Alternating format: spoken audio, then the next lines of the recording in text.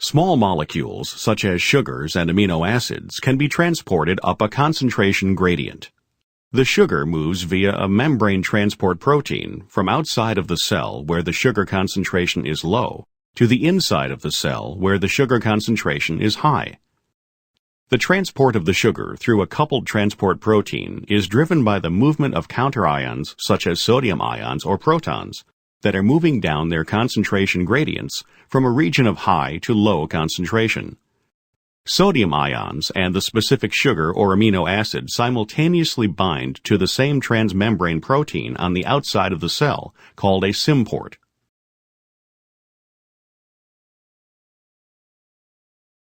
When the counterion is sodium, the low concentration of sodium on the inside of the cell required to transport the sugar is maintained by the sodium-potassium pump, which is powered by ATP.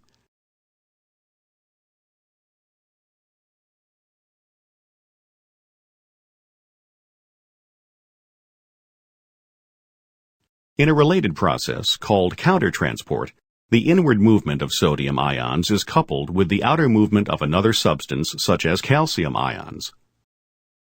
As in cotransport, the sodium ions and the other substance bind to the same transport protein called the antiport, but in this case they bind on opposite sides of the membrane and are moved in opposite directions.